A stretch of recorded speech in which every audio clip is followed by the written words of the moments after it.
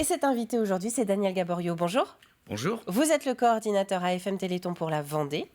Coordinateur, d'ailleurs, je vous demandais juste avant qu'on prenne l'antenne, depuis combien de temps vous étiez investi dans ce mouvement. Vous me disiez que c'est votre 8e Téléthon, c'est ça? Exactement, c'est ça, tout à fait. On va peut-être revenir justement sur les grands principes du Téléthon. C'est un mouvement, une mobilisation qui a été lancée avec un premier Téléthon en 1987. Tout à fait. Quelles en étaient les raisons? Quelles sont les raisons aujourd'hui de la poursuite de ce mouvement?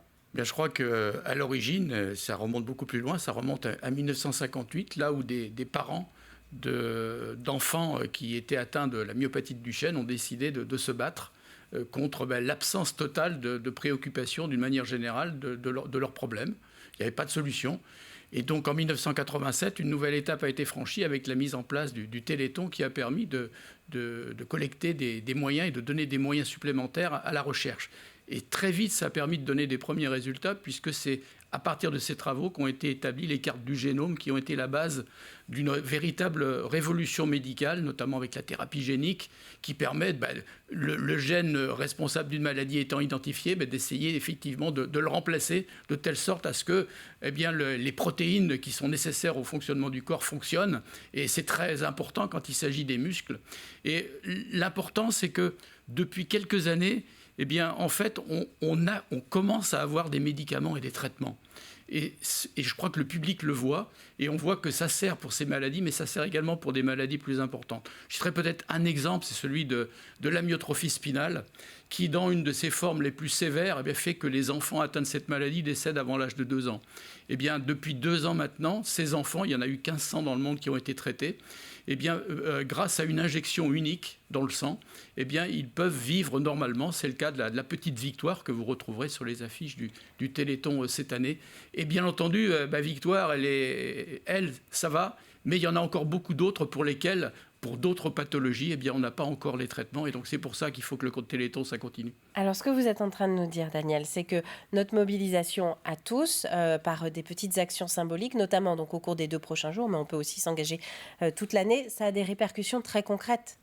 Ça a des répercussions très concrètes puisque ça a permis d'une manière générale d'améliorer les conditions de vie des malades, mais ça a aussi permis effectivement d'aller jusqu'à la guérison. Et aujourd'hui, l'ambition de l'AFM, c'est toujours face à un enfant ou une famille qui identifie un problème de ce genre, c'est de dire, écoutez, on a un traitement pour vous guérir. C'est ça la mission fondamentale de l'AFM Téléthon. On est sur la bonne voie, mais bien entendu, il faut continuer. Revenons un petit peu sur la Vendée proprement dite. Est-ce que la mobilisation, elle est bonne? D'habitude, en Vendée, on dit, voilà, on aime bien s'engager dans les mouvements, et quand on s'y jette, en général, c'est à corps perdu. Est-ce que vous êtes un coordinateur plutôt serein quant à la mobilisation sur le département? La mobilisation sur la Vendée, historiquement, elle a toujours été forte. Beaucoup d'animations sur le terrain. On a environ 150 équipes d'organisation en Vendée sur le terrain, y compris cette année. Et donc, la mobilisation, elle est là. Et d'une manière générale, dans l'historique des résultats, il se trouve que nous sommes un des rares départements pour lesquels la collecte sur les animations, issues des animations, est à peu près du même montant que la collecte que nous faisons en ligne sur le 36-37 ou Internet. Donc ça veut dire qu'il y a beaucoup d'animations en Vendée. Alors évidemment, quand on est dans l'année 2020, par exemple, il y a un an, il y avait peu d'animations, pas de rassemblements possibles. Donc les organisateurs ont fait ce qu'ils ont pu. Ils ont développé des collectes chez les commerçants, ils ont développé des plats à emporter. C'est devenu très important dans le contexte sanitaire. Et on a réussi quand même dans l'année 2020, à sauver le Téléthon. Et vous les accompagnez en plus, ces volontaires, ces bénévoles. Vous leur donnez des idées, ne serait-ce que sur le site du Téléthon. Bien sûr. On peut trouver des idées d'accompagnement et d'animation. Alors, en général, une équipe de Téléthon, elle a toujours plein d'idées. Mais néanmoins, effectivement, on a des outils complémentaires qui leur donnent des petites recettes, des astuces, un partage d'expérience qui leur permet effectivement de lancer et de réussir et de faciliter la mise en place de leurs actions. Je voyais que cette année, en plus symboliquement, le thème retenu, c'était la lumière. C'était essayer d'inciter. Alors justement, là, Antoine vient nous mettre sur le plateau des images. Ça fait partie des tutos qui sont mis en ligne. Exactement. Pour donner des idées aux gens. Pour donner des idées, effectivement, les organisateurs s'en servent. Effectivement, on a des marches au flambeau, on a un tas de choses comme ça qui, évidemment, se passent dans notre département et qui illustrent ce thème de la lumière. lumière. Et s'agissant de notre coordination départementale, ben, nous, on essaye de mettre en lumière aussi davantage les animations, là aussi. Vous êtes à la disposition justement des personnes qui veulent se lancer, qui veulent participer à leur manière. Vous êtes là pour les encadrer, les aiguiller un peu. On est une équipe de 17 personnes dans le département et toute l'année, on est à leur côté pour les aider, effectivement, et à un moment donné, pour accréditer, leur donner le droit de collecter pour le Téléthon aussi, et puis ensuite assurer la remontée des fonds très rapide à l'AFN Téléthon. Alors voilà, on voit un exemple, par exemple. On peut imaginer, pour illustrer donc, la lumière, des activités dans le noir avec un petit peu des costumes fluorescents. Et il y a même des activités autour de la lumière la journée. Et c'est ce qui est expliqué dans la vidéo. Revenons un petit peu aussi sur le programme, hein, sur le détail. Donnez-nous quelques pistes. Voilà, moi, je suis grand public, j'ai envie de participer. Où est-ce que je peux aller ce week-end? Enfin, pas ce week-end, demain et samedi en Vendée. Déjà, ce qui est très important, c'est la première fois que ça va arriver. Eh bien, on a une application smartphone qui s'appelle Animation Téléthon. Alors, montrez face à la caméra, face à vous, voilà.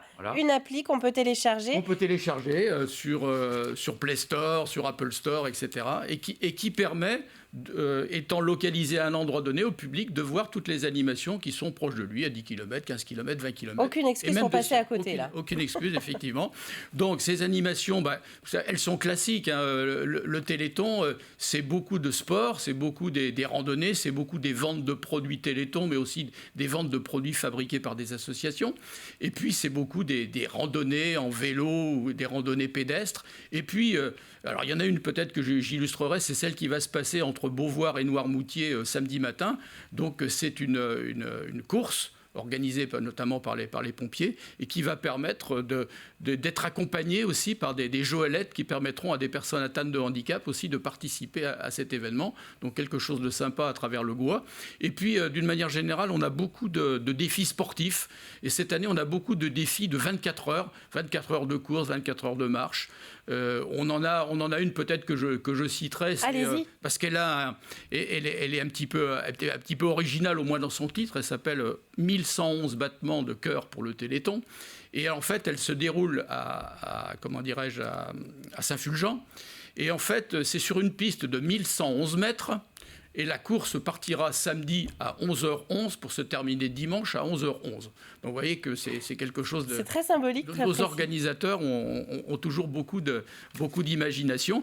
Et puis peut-être aussi citer un événement un peu particulier, 24 heures de basket. Alors ça, c'est à Venanceau. Et là, en fait, c'est du basket. Il va y avoir des tournois, mais il va y avoir aussi des initiations pour le public au handi-basket. On aura des fauteuils et tout le monde, les enfants dans la journée, les adultes le soir, pourront effectivement s'initier au basket. Et ça va durer toute la nuit. Donc vous voyez qu'il y a toujours des idées originales pour le Téléthon. Et il y a 2 jours de mobilisation chargée qui nous attendent en Vendée. Avec plein dans toutes les villes. Et puis à la place Napoléon, il ne faut pas l'oublier, on aura un village Téléthon et un plateau télévision pour mettre en lumière là aussi les animations du Téléthon. Eh bien, tout est noté. Merci beaucoup Daniel Gaborio. Vous l'avez compris, si vous cherchez comment participer au Téléthon, l'appli, le site internet également pour retrouver l'ensemble des animations. Et il y a de quoi faire dans le département. Merci à vous. Merci.